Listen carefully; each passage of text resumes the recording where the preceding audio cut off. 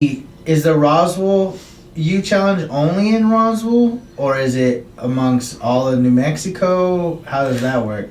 So the one here in Roswell, we cover the entire state of New Mexico. Oh, okay. But there's programs across the U.S. Okay. So I want to say there's like 40 programs across the U.S. So, Oh, wow. and like some states have two. So like California has two. Okay. So they kind of operate the same way. I mean, each one is different. They're all Right. kind of unique in their own way, but we all do the same thing. So we're actually funded through the state and the National Guard. Oh.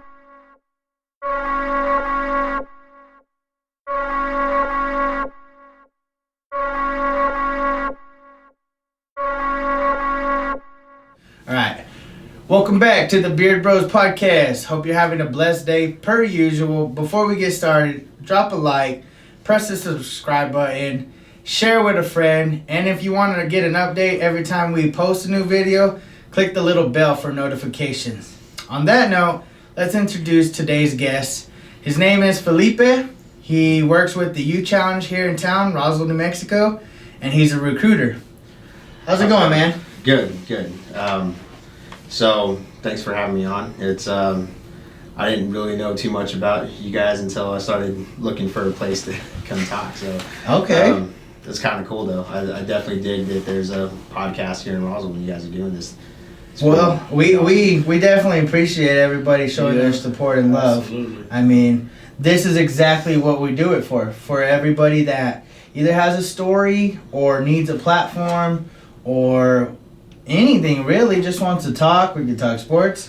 What exactly do you got going on? What do you do at the Youth Challenge, man? So I recruit for the U Challenge. We cover the whole state, so it's just me and my supervisor. Okay. We travel the whole state looking for kids that would be a good fit for our program. So anywhere, they're 16 to 18 is our age range. So we travel around looking for them, trying to find that kid that would definitely benefit from our program. So Okay. And what's what is y'all's curriculum of what y'all look for in that kid that makes them a fit for the program? So we look for kids that are at risk of dropping out of high school. So for whatever reason, the at-risk term kind of sounds bad, but we're looking for any kid that doesn't fit into the traditional education system. So they're skipping school a lot, so they're not attending. They're falling behind in grades. They're maybe they've been in a little trouble and they're just having a rough time. We've had kids that were bullied in school and just don't feel comfortable being in the regular school, being in that environment. And they look at us and go, in 5.5 months, I can be done with high school and I can Okay. move on. So we're an option for them. Okay, I see. Typically, are the kids that are picked or however, how does that work? Like, do they got to get permission from their parents or any type of consent? Do they just agree? So they have to volunteer, but their Okay. parents are involved. We keep them Okay. involved in the process. So there's some application forms. We do a medical screening. We just make sure that we're not going to ask them to do something that's going to hurt themselves. So Right. we do a lot of physical training. They'll do like PT every morning. And they're going to be marching to and from class and doing that type of stuff. So we always make sure that we're not asking a kid who can't do something to do something. So most of our screening process is to make sure that we can make accommodations for them. So we look for whether it's behavioral health issues, physical health issues. We want to make sure that we're prepared for them when they get there. We don't want to bring a kid into an environment that's going to be worse for them. So Right. Is the Roswell U Challenge only in Roswell, or is it amongst all of New Mexico? How does that work? so the one here in Roswell, we cover the entire state of New Mexico. Oh, okay. But there's programs across the U.S. Okay. So I want to say there's like 40 programs across the U.S. So Oh, wow. and like some states have two. So like California has two. Okay. So they kind of operate the same way. I mean, each one is different. They're all Right. kind of unique in their own way, but we all do the same thing. So we're actually funded through the state and the National Guard. Oh, okay. So It's the National Guard started this in like 1993, something like that, and then the one here started in 2001. Yeah, I was gonna say, how long ago did this start? 93, huh? So there's one facility for the whole for the whole state of New Mexico. Yes, one facility for the whole state. And that's boys and girls. Yes, we do males and females. Are they segregated like into groups or? Yeah, they're in different platoons. So Okay. we typically have 2 male platoons and 1 female platoon. Oh, okay. So they kind of move around different. Or the only time they have interaction is like their vocational training classes, because those are, they're mixed in, but they're always like separated. Right, probably for the best. And they all stay there, correct? Yes, they stay there for 22 weeks. So they live Okay. in barracks for 22 weeks. Okay. That's how long is your program? Is 22 weeks? Yeah, the residential part is 22 weeks. After they graduate the residential part, they go to we call it like the post-residential phase. It's more like a placement and mentoring program. So they'll pick a mentor that lives within like 50 miles of them. So hopefully it's somebody they know, like an adult that they know.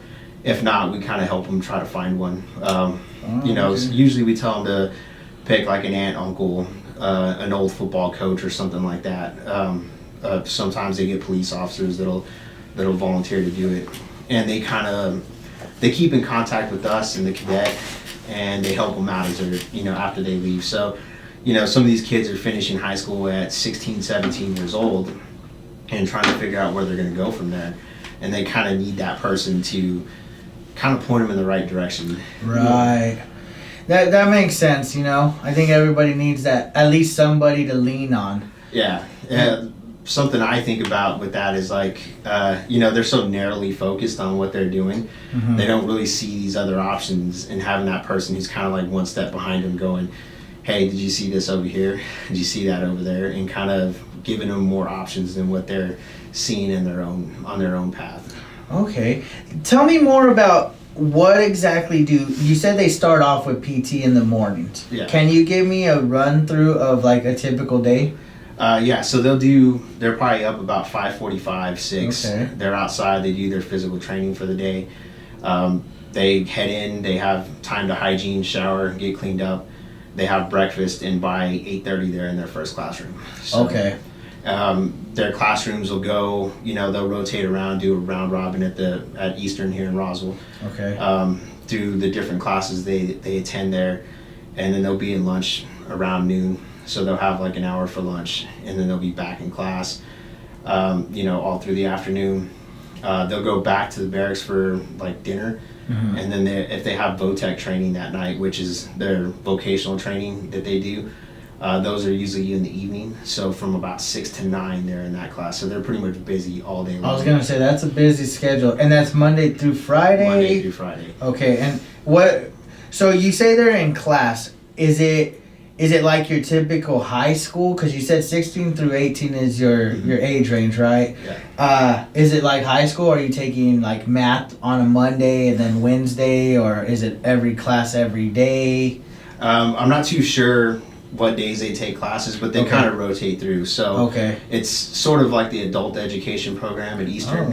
So they're preparing to take their high set test, which is kind of like the GED. Right. So they're in those classes preparing for it. So they'll move from one class period to another. So they may have a math class, and then the next one will be like a science class, and they'll rotate through. It's all at Eastern. Sorry. Yeah, it's all at Eastern. Cool, man. I mean, sounds like it's helping. What's your success rate as far as kids like pursuing things? Like, is there a statistic for that? So the statistics that we have, there's 60% of them that actually pass the high set test when they're with us. So we got a 60% pass rate on that. And then the post-residential part, we have a 75% success rate, where at the end of that year, they meet one of our three criteria that we choose for success. So that's they enter the military, they're enrolled in furthering their education, or they're working full-time. So any combination of those 3 things is what we look at as a success. Right. Sometimes it's hard to track. Sometimes they won't keep in contact with us. They break contact, and we can't really track them.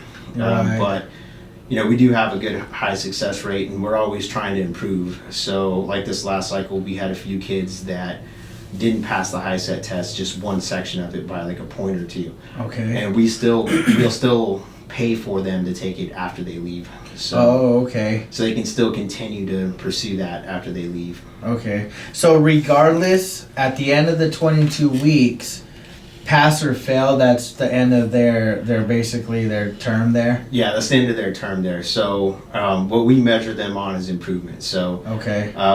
For them to graduate our program, now to get the high set test, the high school equivalency diploma that they get, and to get the certificate of employability for their VOTEC training, Mm-hmm. They have to complete everything to obtain those. But what we measure is success. I mean, what we measure is the success at the end, and then also their improvement. So we test them early on, and we want to see improvement in their test scores.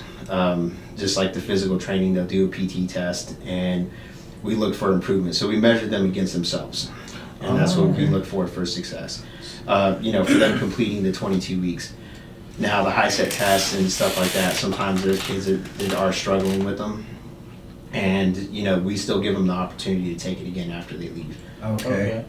Do y'all, like, you graduate these children, is there anything other than physical that y'all base them off of, like education wise or anything else? Oh yeah, so they'll take the practice high set test, and they'll take the high set test several times while they're there.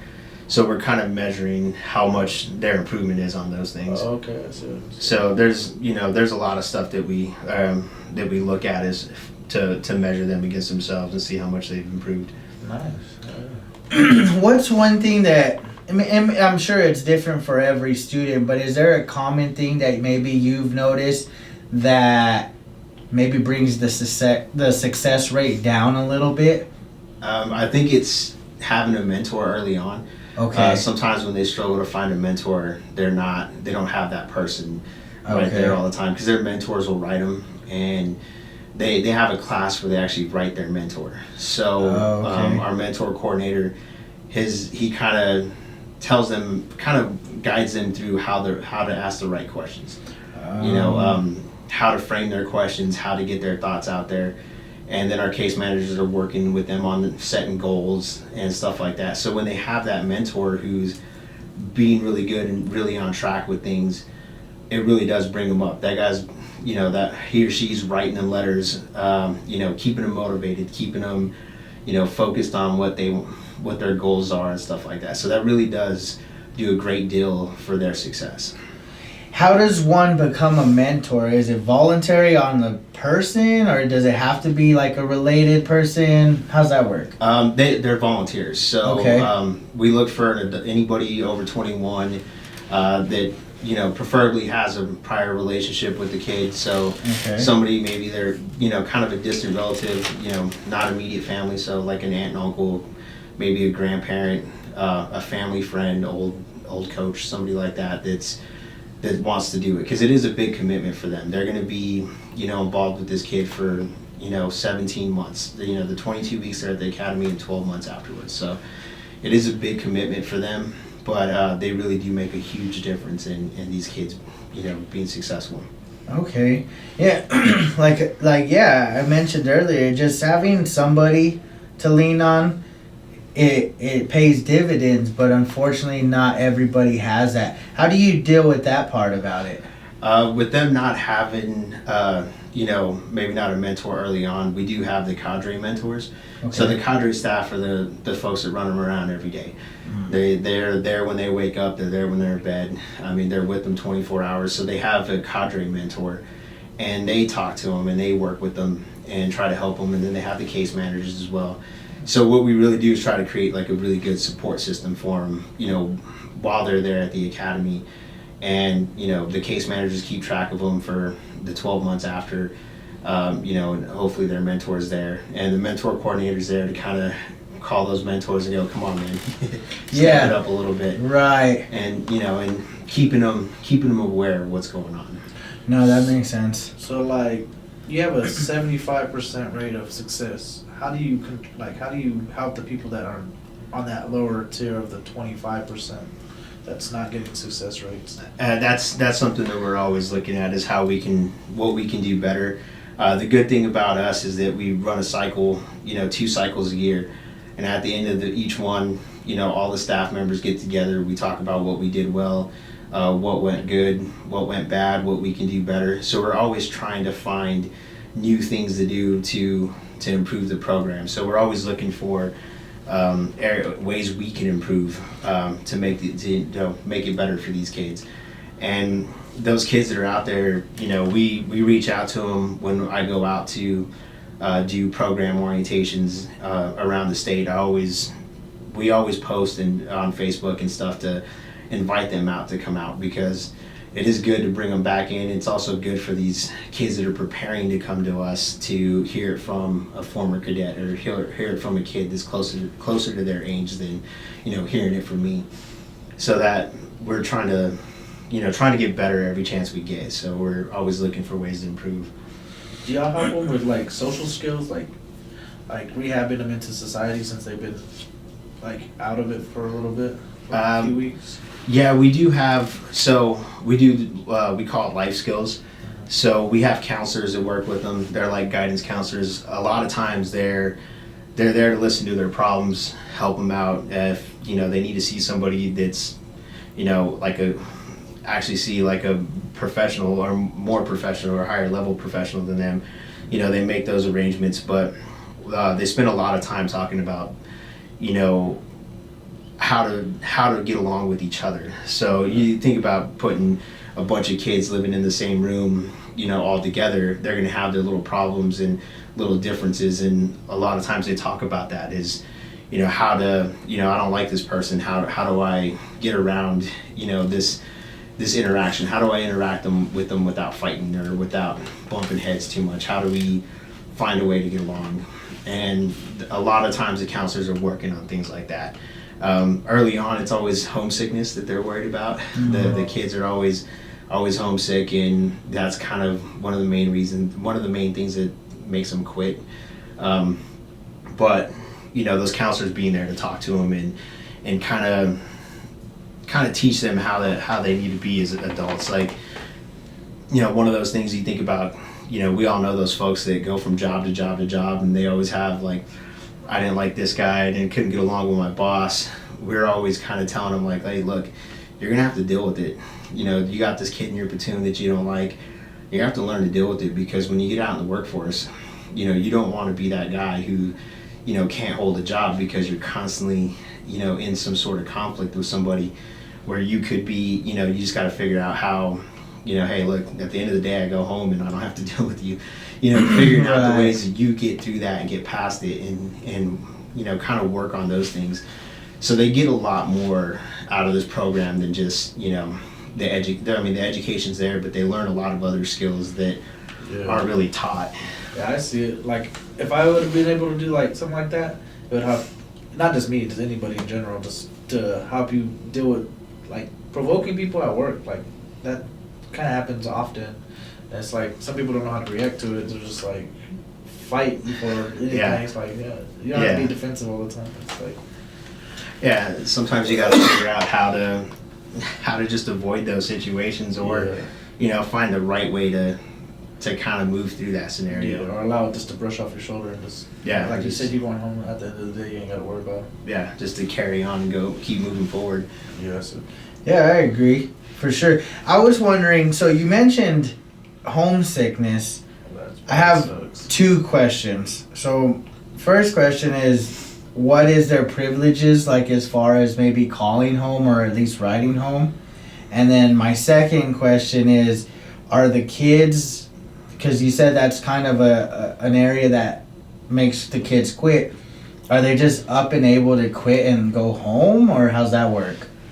So with their privileges, everything's earned while they're there. Okay. So they do get phone calls, and they're kind of time restricted, so they get, I think it's like 4 minutes for a phone call, enough time to call home, hey, I'm doing good, everything's going well, or, hey, this is what's going on, can you send me this or that, or whatever. Letter writing, they always get. That's the one privilege they can't lose. Okay. So they'll always be able to send and receive letters.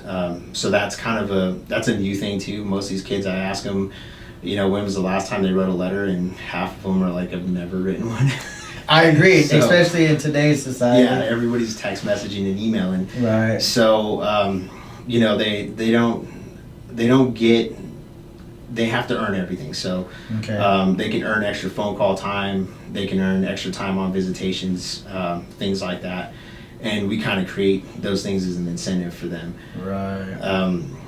Sorry, what was the second part? The second question was, are they allowed just to up and quit at any period, or do they have to fulfill like at least 5 weeks or something? How's that work out? So it is voluntary, so they can quit. You know, retention is our goal. What we do is we bring, if they want to quit, if they're having issues, we bring them in to talk to the counselors. The counselors talk with them, you know, figure out what's going on. The goal is to get them to the next day. You know, Okay. get them one more day, get them one more, you know, even sometimes get them to lunch and then get them to dinner and then talk with them again in the morning and see how they're doing. Sometimes it's, you know, a tiny thing, something small, but it feels like a big thing. Right. And they get caught up in it and they need that kind of, that time to, you know, hey, look, you made it this far. I think you can go another day. And we ask for that from them and the parents as well. So after the counselors talk to them about, you know, trying to get through the next day, they'll call their parents and let them know what's going on and make it, you know, make sure the parents have part of the say too. So the kids, the parents, and the counselors want to all be on the same page. So if going home is the right thing for them, then we're gonna get them home. Okay. And we want to make sure that decision's made, you know, together versus, Right. you know, them just taking off on their own. So Yeah. we want to make sure they get home safely. You know, some of these kids are from the other side of the state, and we don't want them to try to run off on their Right, own. hitchhiking all the way to Farmington or something. Yeah.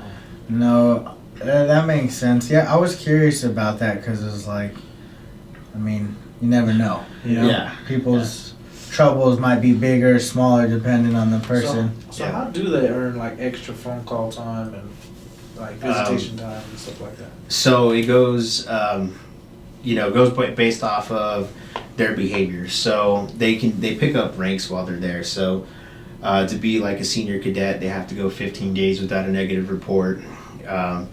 They get different privileges for each one. To be a cadet or cadet first class, not sure which one it goes in what order, but I usually have a slide to look at. So, Okay. but the other one is they get, you know, they pick up extra time on phone calls. You know, if they've gone 45 days without a negative report, they pick up like a 10-minute phone call or 5 minutes, something like that. They get extra time. So we have those things built in. Something I do as a recruiter is, or we do as the recruiting department is we'll tell them, you know, when they go home for visitation or when they get visitation, we'll give them our business cards and tell them to post it on social media. And, you know, if they do that, we'll give them an extra phone call. Or, you know, for furlough, they go home for 2 days. You know, we do the same thing. And if they get somebody referred, you know, we'll come up with something like maybe they get to stay with their parents the night before graduation.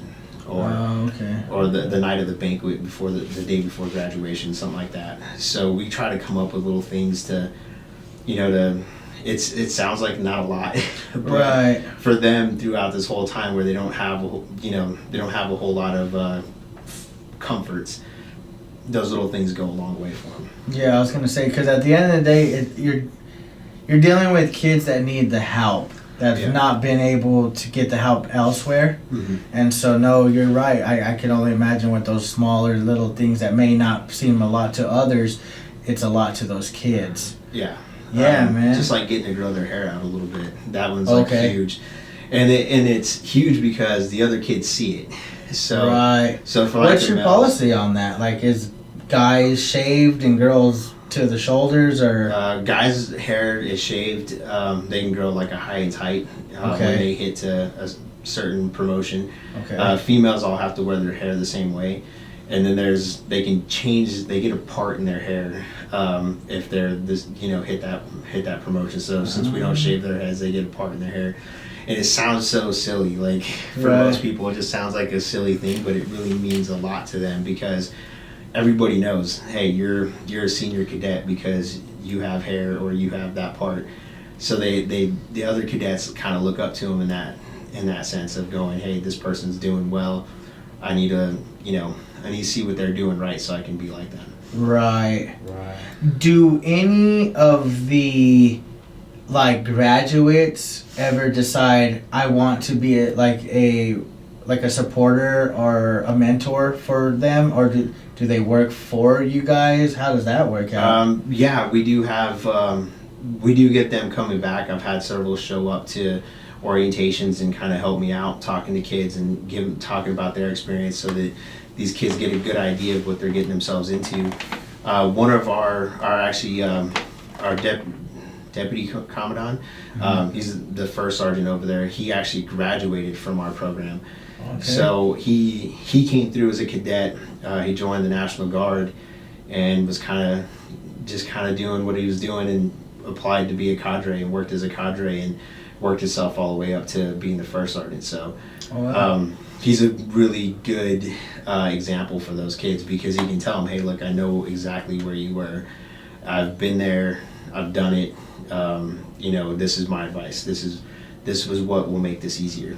Okay. And so it is good to have that because the kids definitely look up to that. They definitely see, when he's telling them something, they're definitely paying attention. They see some of us in the admin staff and they're just like, that guy's a recruiter. He's never here. He's out on the road or he's sitting in his office trying to find, places to go when he's out.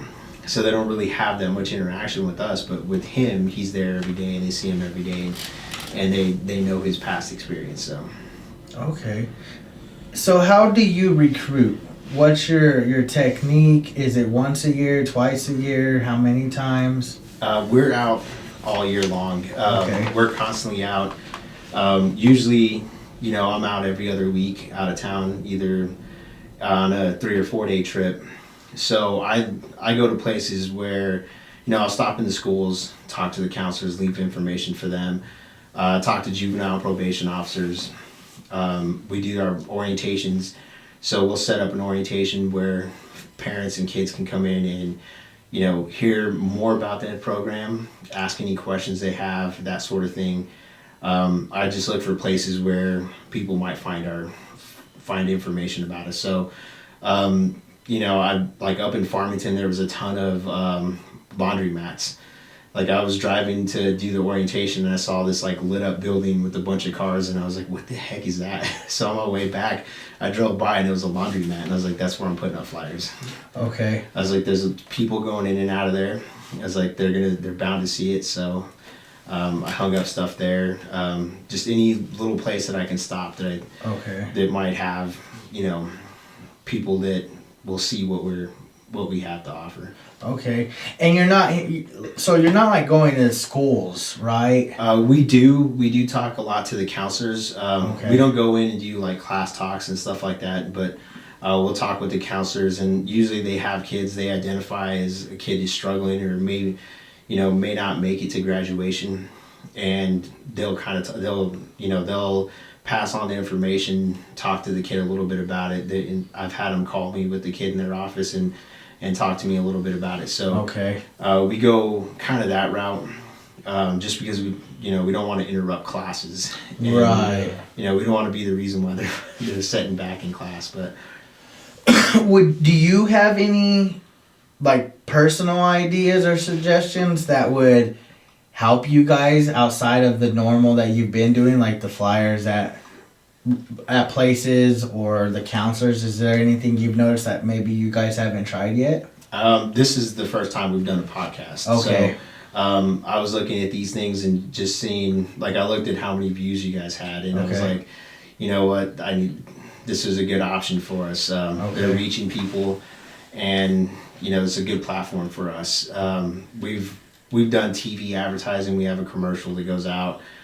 We've put up billboards, and we've ran radio, the gauntlet on radio. So we're still doing those things too. But I was looking at new ways to kind of get a hold of them.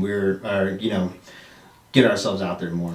Right. Yeah, this is like the new age radio, basically. Podcasting is like a new... Yeah, it's... venturing out with some new stuff. Pretty cool. I don't really watch them. Like, I just can't get into it. This is my attention span is not that long. Oh man, dude, I listen to podcasts all the time. Who do you listen to? I listen to Joe Rogan. Oh, that's the GOAT. I do. There's a guy named Dan Carlin. He does hardcore history. Oh, okay. And so just something to eat time when I'm on the road. Right. So, I'll listen to those guys. That hardcore history one's insane though. That guy's just.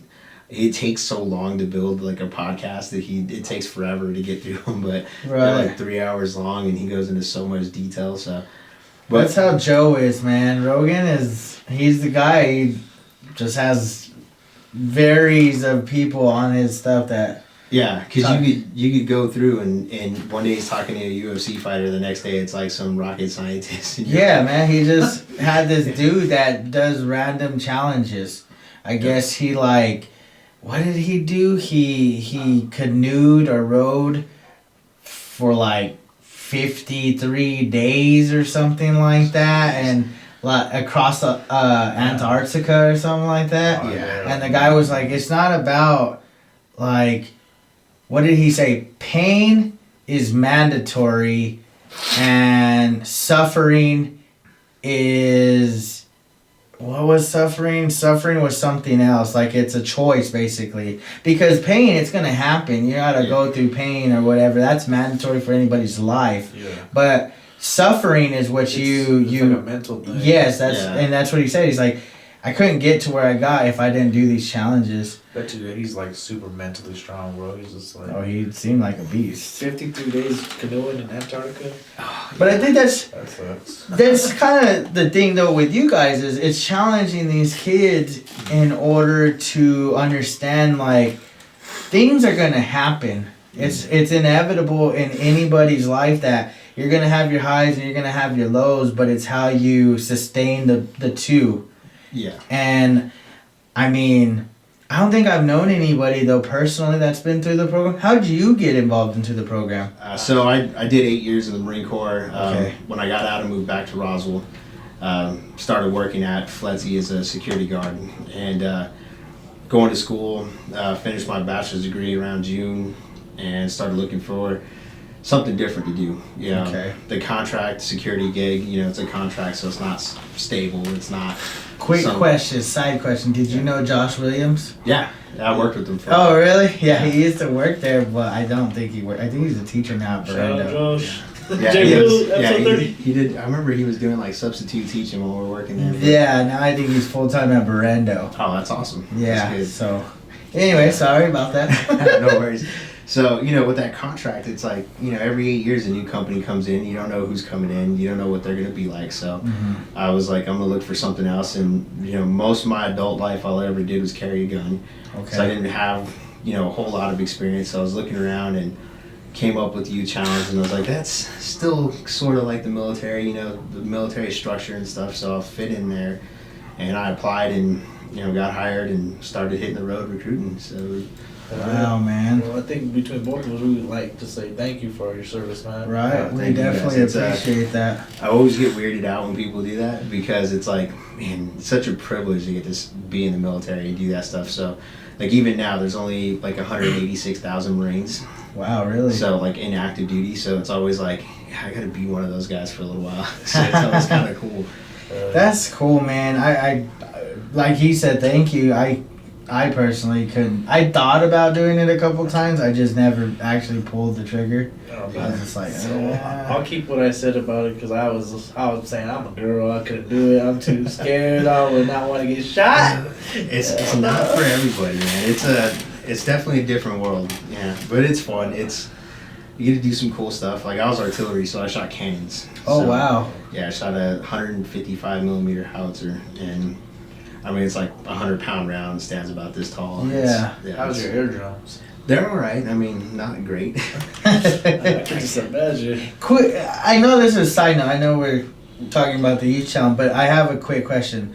There was a question that got brought up a while back, not on here, I think I overheard it over the internet, that the suggestion for people, everybody to at least do some type of military, enlisting, get into the military, even if it's for a year or 2 years, not an entire term, and give people that experience. What is your thought on that? It's kind of one of those things, like there's definitely a benefit to the experience. There's the leadership skills that you learn, the all that stuff is great. But part of what makes the U.S. military what it is that we're an all-volunteer force. So the people that are there chose to be there. Right. So they want to be there. And there's kind of that different thing of, you look at like World War II and the Japanese were like fanatics and they had all this like crazy stuff, but they were forced to be in the military. Right. And, they were kind of the odd example, but you look at like us fighting in Iraq, and the Iraqi military was surrendering as soon as they could. So right.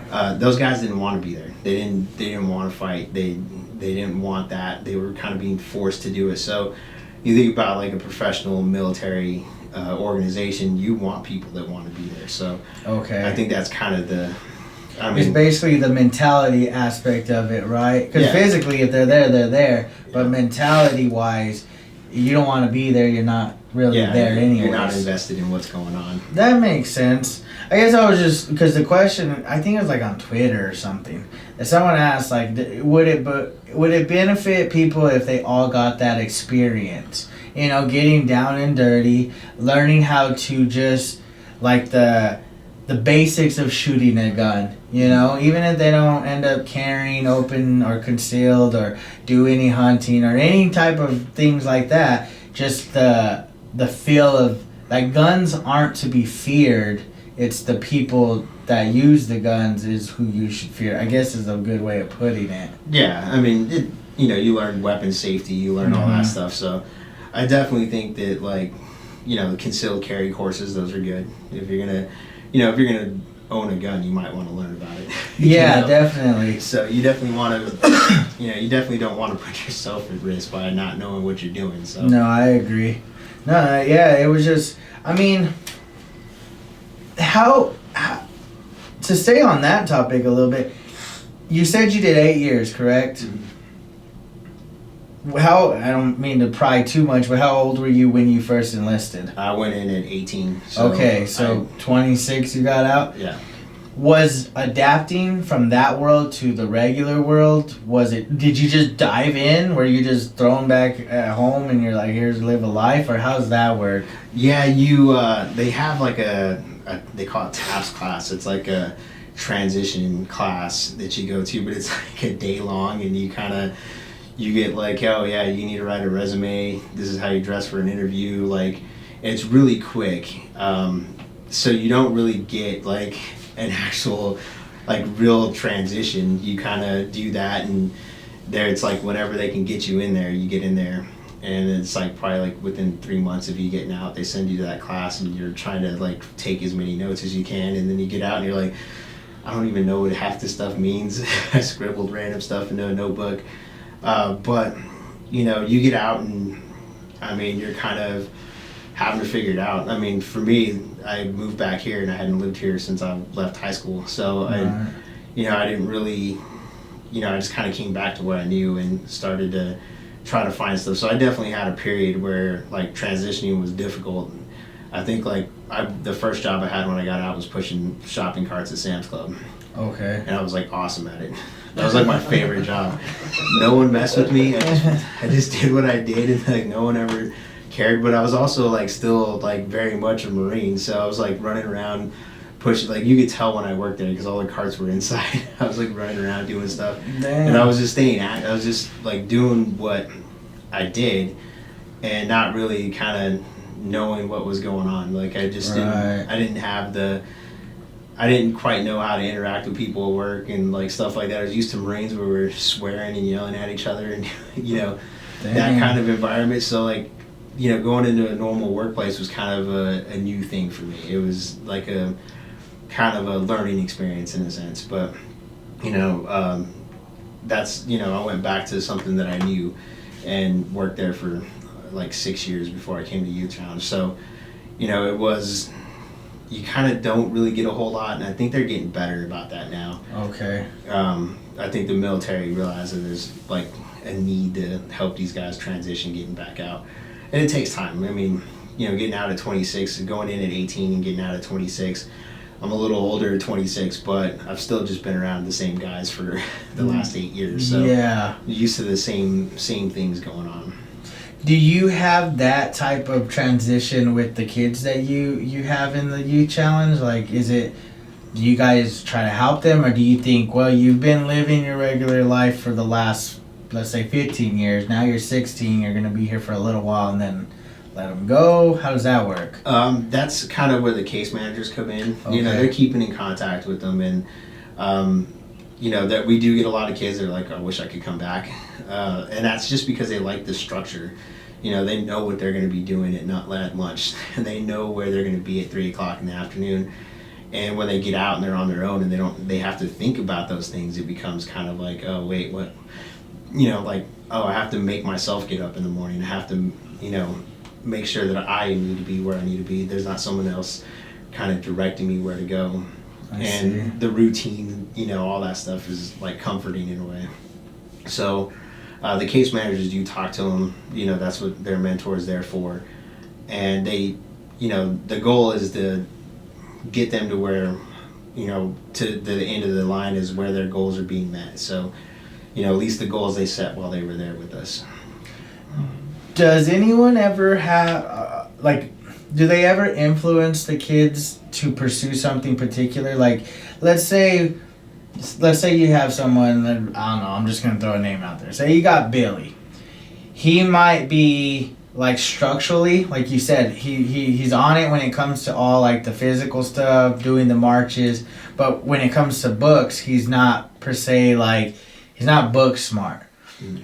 At the end of it, let's say he's smart enough to pass the test and get his stuff, but like college may not be for him. Is somebody sitting there saying, hey, you have the focus and the drive, maybe pursuing like the military would be better, and vice versa. Maybe you have Vanessa and she's book smart, but she don't have the drive to go and do all the physical stuff. So you're like, hey, school might be the way. At least try, ENMUR. You can go do there. Is there anything like that? Yeah, when they're forming their goals, okay. That's kind of what they have classes on that. So the case managers, we call it PRAP, placement, retention, mentoring. I think that's what it is. But they work with them on their post-residential plan. So where they go from, where they are now. So if they set a goal of wanting to be in the military, we make sure they take their ASVAB. We look at their score. We let them know what that means for them. So, what the minimum score is for each branch of the military. Which branch are they interested in? Do they need to retake the test? What areas they need to work on, and we'll assign tutoring for that. So we do have tutors. Every cadet gets tutored. So whether they like it or not, they get a tutor. We look for their weakest areas and assign them that way, but we're trying to build them up where they're lacking. So the tutors come from the Literacy Council here in town. Okay. So they kind of volunteer to work with them. And so we do have kids that are, definitely trying to go a certain path, and we're going to give them the opportunities to go there. So, if they're trying to go to college and they're looking for scholarships, we're going to try to find scholarship opportunities for them. Have them fill out scholarship applications, help them out in that process. Of just applying to college, helping them out with that, helping them do financial aid.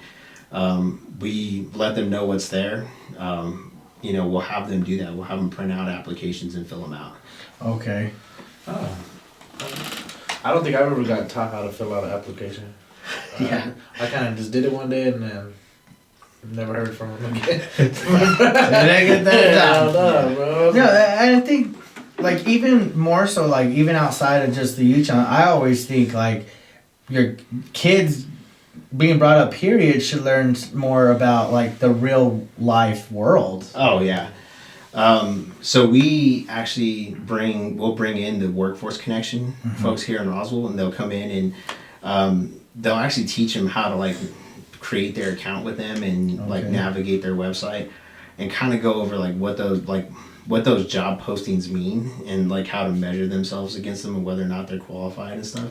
Okay. So I know that's huge. I know when I first got out of the Marine Corps, I didn't know how to apply for a job. I had 8 years since I had worked a different job, so that goes a long way to doing that. And then we also do mock interviews too. So we'll bring in people from the community to conduct interviews with them. So they'll have to go through, typical questions they ask, and it may be, a certain business in town that'll come in and do it, and they'll ask the questions that they normally ask, with that kid, and have them, go through that process, and then we'll talk to them. Hey, what made you nervous? What questions were tough? How can you make yourself better at this next time? And stuff like that they get to do there that I don't think they do that in high school.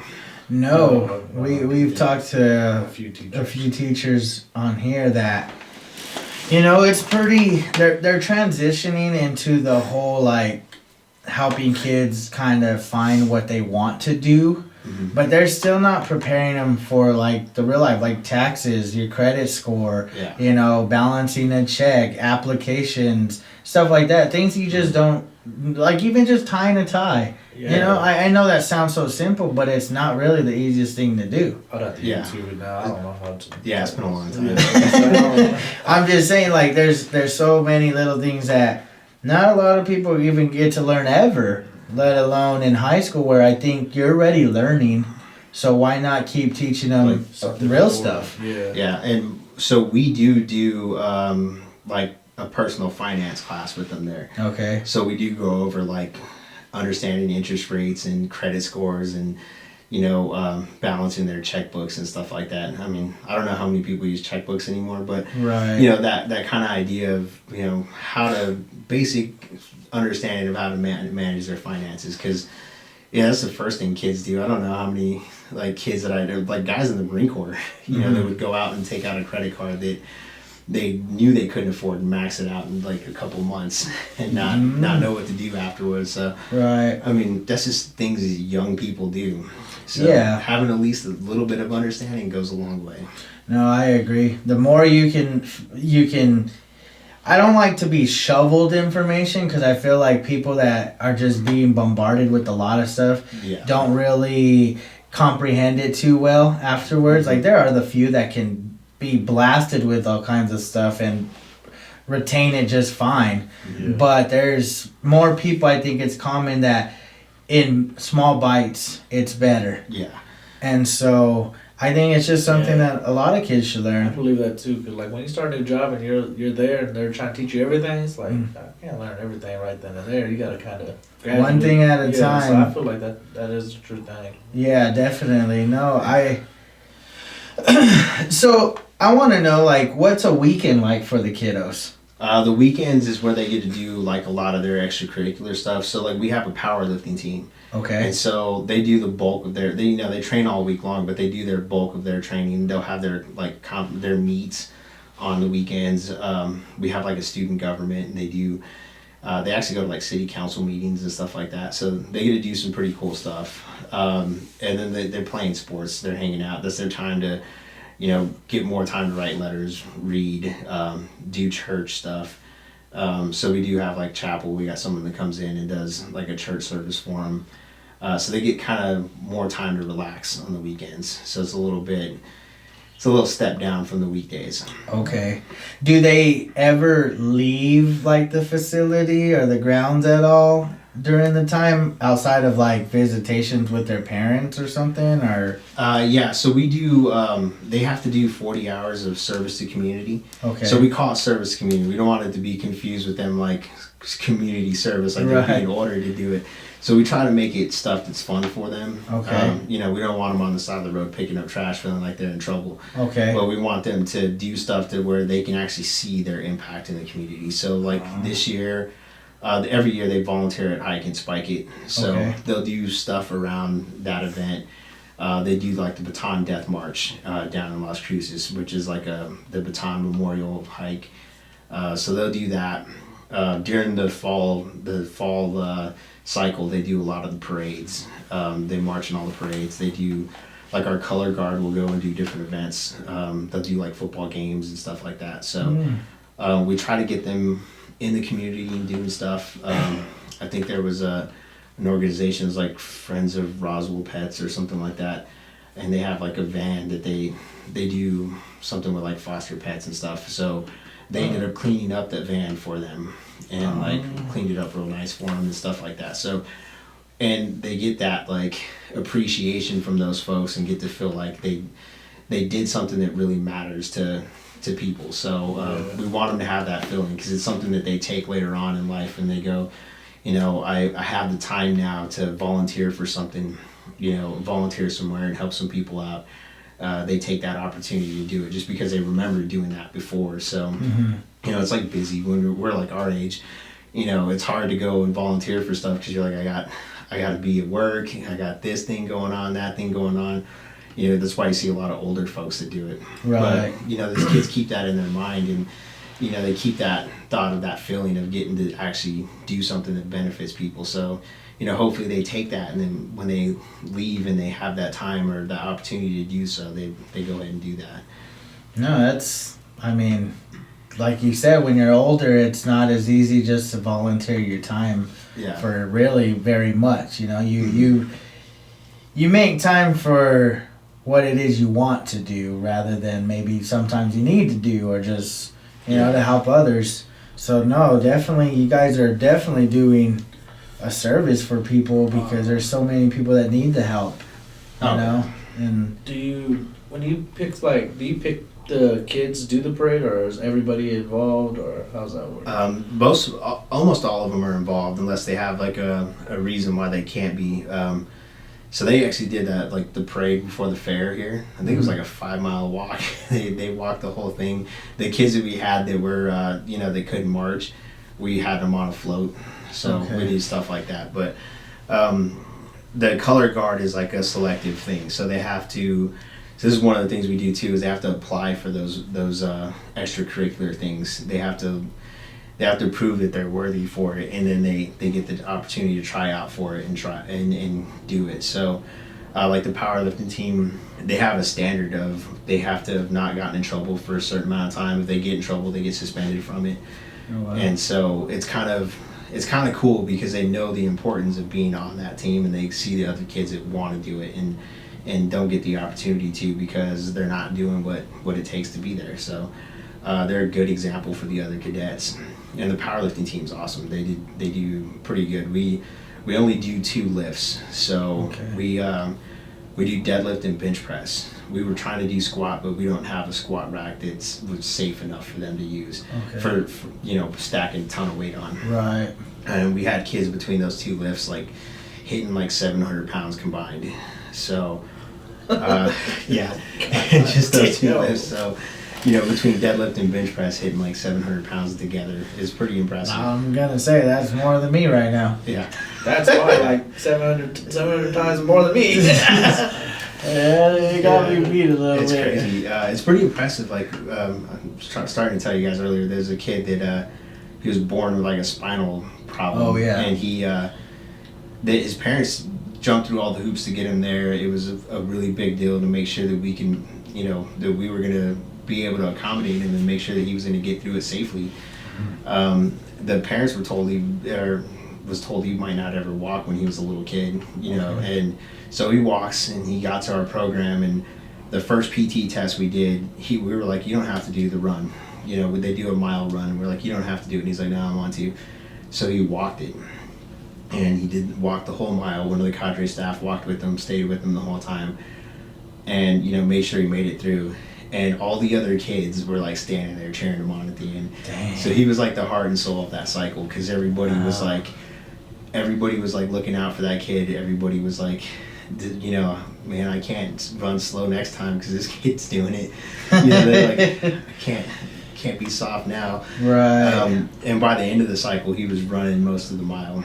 Really? So he was doing awesome. So he's a good kid.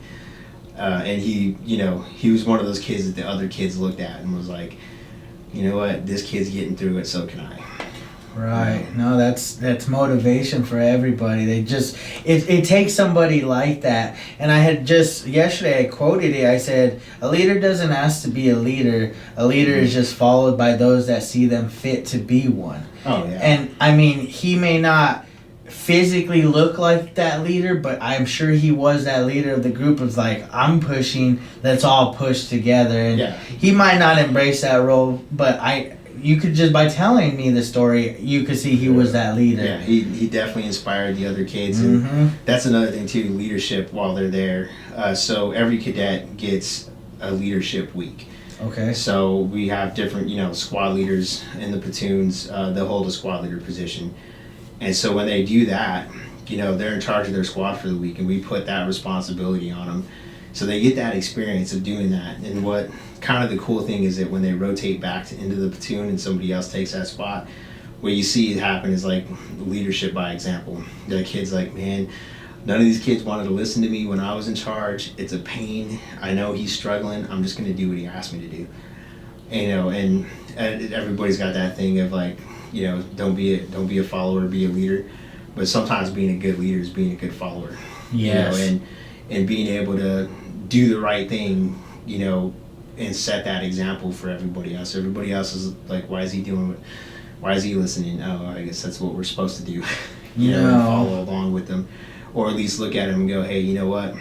That's why he was a leader last week. That's why he got the platoon sergeant spot. We gotta try to look at what he's doing right and figure out how I can do that too.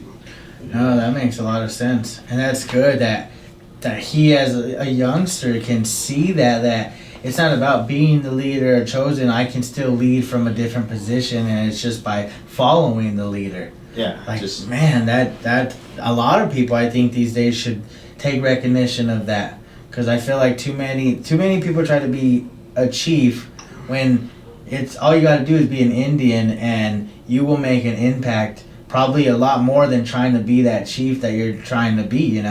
Oh yeah. Yeah, you definitely have you can be a leader without being in that position. Exactly. I agree, man. I mean, sounds like your guys are doing, so this would be a good question to maybe end on. If there was one thing you would really like to establish or bring in, or maybe it's a more people, what is one thing you would like to improve on that maybe you guys lack in right now? Right now, I think one thing to make the challenge a lot better and open the door for a lot more people is, and we're working on it, it's credit recovery. So, some of these kids that are 16 years old, they're still not as mature as the kid that's 18 in the program. And, they struggle a little bit more. It's harder for them. And some of those kids would be good to go back into high school. I mean, you think about being done with high school at 16, it's hard to find a job. So with the 16-year-old, say they did the welding program and they go out, they go out to look for a job, it's going to be hard for them to get a job in that field because they're not 18 yet. They're not quite an adult yet. So, the option for them is to go back to school. So we have credit recovery, say they're behind in credits and, it's at the point where they may not be able to graduate. They come to us, they get ahead of where they were in high school. They drop back into high school right where they were before, or, ahead of either with the same class or ahead. So that would be a really good thing for us. It allows us to bring a lot more kids in, open that door for more of them. And then it's also good for the schools too, because they get that kickback. And especially like a kid that likes sports and, he's not able to play football because his grades. Well, now he could go back and pursue that sport or pursue that thing that he liked in high school. So, wow. So that would be a good thing for us. I know we're working on it. It's just kind of it's a process to get that up and running and figure out what we need to do. So, and we've been working on it. So hopefully soon we'll have that up and going. Yeah. Nice, man. I think that would help. I think it would be good to get credit recovery into there because I was 16 and I just got my GED and I didn't know what to do. I was just like, I can't get like a job, staple job. I could work at like McDonald's, but they hire underage like people. But like if I was able to get credit recovery and go back into high school, Oh, I'd be golden. Would have graduated the class. Boom, 18. Would have figured something out. Maybe college, because I'd already been on the path of going to school and getting an education, like a proper education. Yeah. So I think that would be perfect for you, challenge.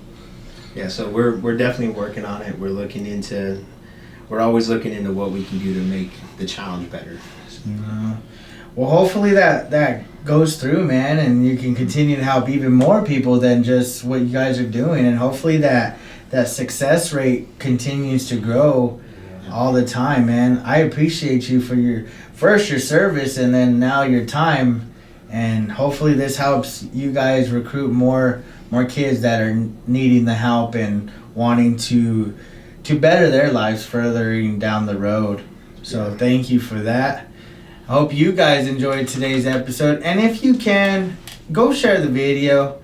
I mean, it's only going to help other people in the community, and as well as you know, kids are our future. Yeah. So the more help they can have, the better for everybody. So try to do that. Please like.